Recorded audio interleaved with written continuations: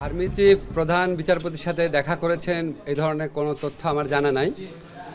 আমি দু একটা পত্রিকায় দেখেছি আর অনলাইনে এটা নিয়ে নানান গুজব গুঞ্জন হয়েছে দেখেছি। এসব গুজব গুঞ্জন নিয়ে বিচলিত হওয়ার মতো কিছু নাই, এটা হচ্ছে আমার বক্তব্য। আর আর্মি চিফ অবশ্যই এখন পর্যন্ত অবশ্যই গুজব, আমি তো এই সম্বন্ধে কিছু জানি না।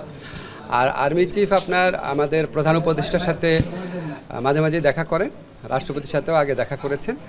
তো আমি মনে করি না এটা নিয়ে বিচলিত হওয়ার মতো কিছু আছে। দায়িত্ব নিতে প্রধান বিচারপতিকে আহ্বান করেছেন সেনাপ্রধান। গত বুধবার চীন সফর শেষে দেশে ফেরেন সেনাপ্রধান জেনারেল ওয়াকারুজ্জামান। এরপরই গুঞ্জন ওঠে প্রধান বিচারপতি সৈয়দ রেফাত আহমেদের সঙ্গে গোপন বৈঠক করেন তিনি। সেই খবর ছড়িয়ে পড়ে সামাজিক যোগাযোগ মাধ্যম সহ বিভিন্ন গণমাধ্যমে। এই গুঞ্জনের ভিত্তিতে সামাজিক মাধ্যমে অনেকে দাবি করেন দেশের রাজনীতিতে আবারও নাটকীয় কিছু ঘটতে চলেছে। দাবি করা হয় প্রধান উপদেষ্টার পদে আর থাকতে চাচ্ছেন না ডক্টর ইউনূস। প্রধান উপদেষ্টার পদে আর থাকতে চাচ্ছেন না প্রফেসর ডক্টর মোহাম্মদ ইউনূস, দায়িত্ব নিতে পারেন প্রধান বিচারপতি। সেনাপ্রধানের সাথে প্রধান বিচারপতির বৈঠকের গুঞ্জন ছড়িয়ে এমন দাবিতে তোলপাড় সামাজিক যোগাযোগ মাধ্যম।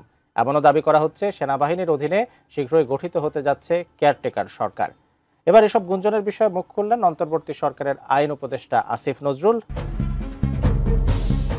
এদিকে রোববার বিএনপি জামায়াত ও এনসিপির নেতাদের সাথে বৈঠক করেছেন প্রধান উপদেষ্টা। আবার সোমবার প্রধান উপদেষ্টা ও রাষ্ট্রপতির সাথে সাক্ষাৎ করেন সেনাপ্রধান জেনারেল ওয়াকারুজ্জামান। সবকিছু মিলিয়ে সেই গুঞ্জন আরো চাউর হয়। অনেকে দাবি করেন সেনাবাহিনীর অধীনে গঠিত হতে যাচ্ছে কেয়ারটেকার সরকার।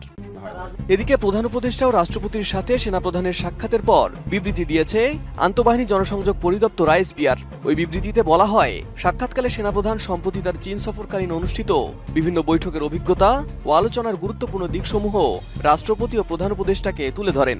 পাশাপাশি দেশের সামগ্রিক আইন শৃঙ্খলা পরিস্থিতি এবং তা উন্নয়নে সেনাবাহিনীর ভূমিকা নিয়ে বিস্তারিত মতবিনিময় হয়। আলোচনায় তিনি আশ্বস্ত করেন দেশের আইন শৃঙ্খলা পরিস্থিতির উন্নয়ন ও জনগণের নিরাপত্তা নিশ্চিত করতে বাংলাদেশ সেনাবাহিনী সর্বাত্মক সহযোগিতা অব্যাহত রাখবে।